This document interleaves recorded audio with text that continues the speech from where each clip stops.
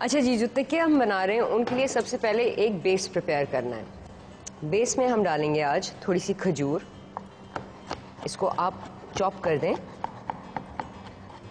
और मैं खजूर इसमें इसलिए डाल रही हूँ क्योंकि ऊपर से जब आप टिक्कों में थोड़ा सा शहद डालते हैं या गुड़ डालते हैं उससे मिर्च का फ्लेवर एनहांस होता है। तो आज मैं खजूरों का इस्तेमाल करूँगी। इसको ट्रे में सेंटर में इस तरह स्प्रेड कर दें।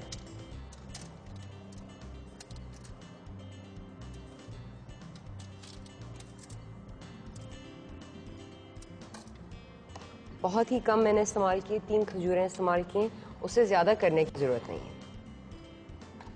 फिर आप एक प्याज लें और आधे में काट के आधे के स्लाइस बना लें।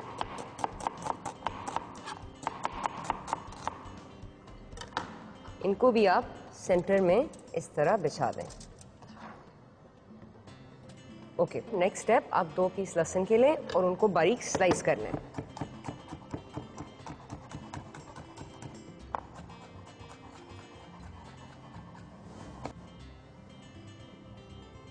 फिर लहसुन को भी इसी तरह आप पैन में डाल दें। ये सारी चीज़ें प्रिपरेशन पे बेस्ड होती हैं। आप लेयर करके गोश्त को पैन में पकाया करें क्योंकि उससे मुख्तलिफ फ्लेवर्स गोश्त में जज्ब हो जाते हैं और टिक्कों में इसी से मज़ा आता है। अच्छा जी, लहसुन हो गया। फिर ऊपर से हम इनमें थोड़े से मसाले डालेंगे। आधा चम्मच नमक, आधा चम्मच कुटी हुई लाल मिर्च। जब ये हो जाए आप इसमें 2 टेबलस्पून जैतून के तेल के डाल दें। ये हुआ हमारा बेस।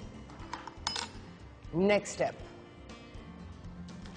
K&N's की होल चिकन का पैकेट खोल के मुर्गी निकाल लें।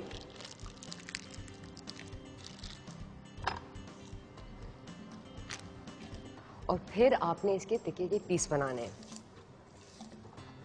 सबसे पहले तो आप लेग्स के पीस बनाएंगे और वो आप इस तरह करेंगे कि आप कमर को तोड़कर छुरी के साथ इस इंसिजन पे काट लें। ये लें, लेग्स अलग हो गई। फिर थाई के हिस्से पे आप छुरी बीच में रख के एक हाथ मारें और लेग पीस अलग हो गए।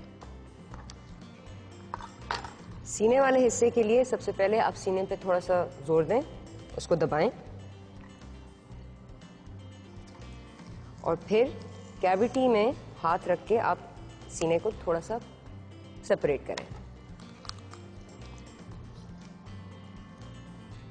फिर विंग्स उतार लें।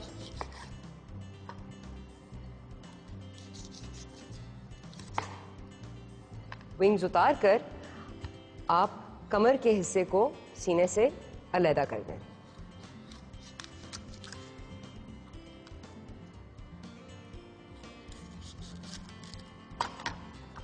फिर थोड़ा सा जोर देके गर्दन को अलग कर दें।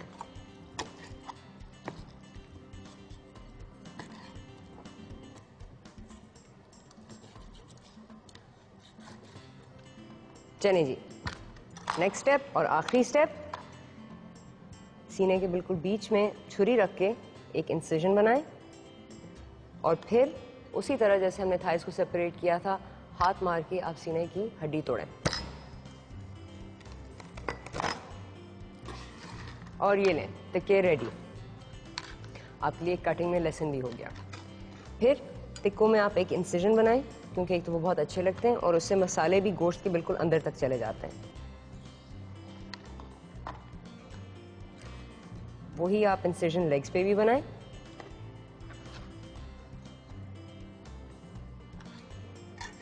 और फिर इन पे आप मसाले मलेंगे। थोड़ा सा नमक, थोड़ी सी कुटी हुई लाल मिर्च, थोड़ा सा धनिया पाउडर और आधे नींबू का जूस।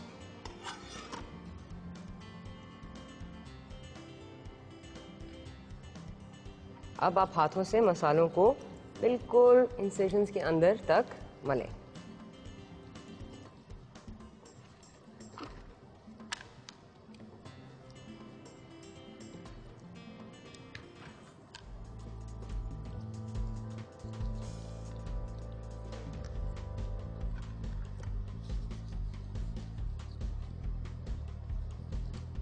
फिर हर पीस को उल्टा करके आप पैन में इस तरह सेट करें। कोशिश करें कि थोड़ी सी खजूर हर पीस पे लग जाए।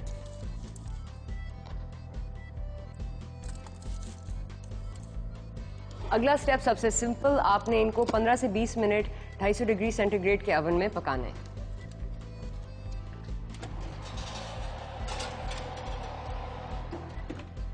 अच्छा जी, ये हुए हमारे टिक्के। अब हम बनाते हैं खजूर सैलेड और उसके बाद खजूर मिल्क शेक। अच्छा जी, जो सैलेड हम बना रहे हैं बहुत ही सिंपल है, लेकिन सबसे पहले उसके लिए हम एक विनेग्रेट बनाएंगे। आप 3 टेबलस्पून जैतून के तेल को बोल में डाल दें और इसमें आप 3 टेबलस्पून सफ़ेद सिरके के डालेंगे। क्योंकि खजूर काफ़ी मीठी होती है तो जो विनेग्रेट हम बनाएंगे वो काफ़ी खट्टा होगा, उससे एक बैलेंस या बराबरी आएगी। सिरका डालकर आप इस विनेग्रेट को फेंटें।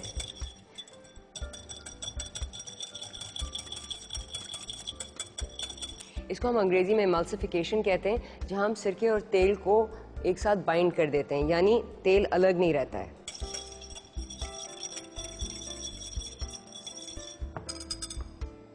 नेक्स्ट आप इसमें आधी टीस्पून चीनी के डालेंगे, आधे नींबू का जूस,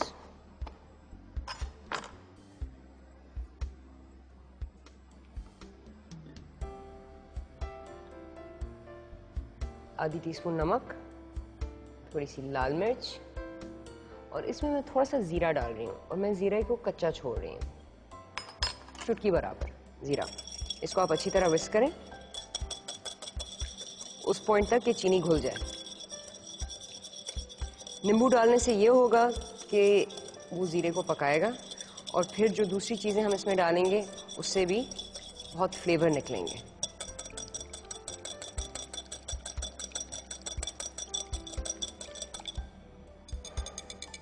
चलें जी, एक पार्ट विनेग्रेट का तैयार। अगला स्टेप, एक सेब लें और उसके स्लाइस बना लें पतले।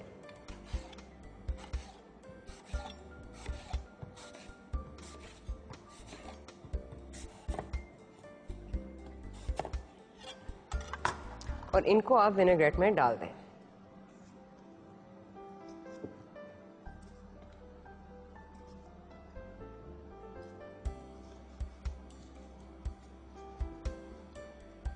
सेब के अलावा आप आधा प्याज लें और उसको बिल्कुल बारीक स्लाइस कर लें।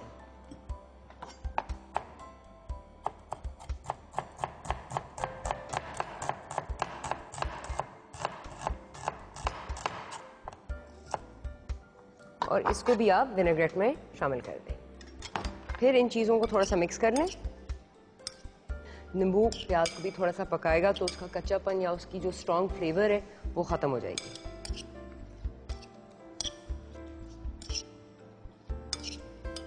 चलें जी, एक दफ़ा ये हो गया। नेक्स्ट स्टेप, आप थोड़ी सी खजूर लें और उसको लंबा लंबा स्लाइस कर लें।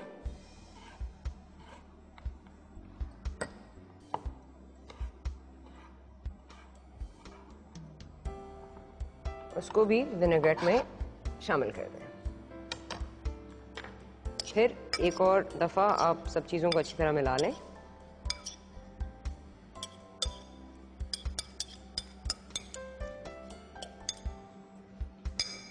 अच्छा जी, ये हुआ हमारा खजूर सैलेड। लेकिन सर्विंग टाइम पे मैं आपको बता दूं, मैं इसको सलाद पत्ते के साथ सर्व करूंगी, थोड़े से खीरे के साथ, थोड़े से स्प्रिंग अनियन और केनन्स के पास्ट्रामी स्लाइसेस के साथ, क्योंकि उससे बहुत सारे मुख्तलिफ फ्लेवर्स फ्यूज होंगे और ये डिश बहुत ही लजीज होगी। तो चलें जी, अब आया टाइम खजूर मिल्क शेक का।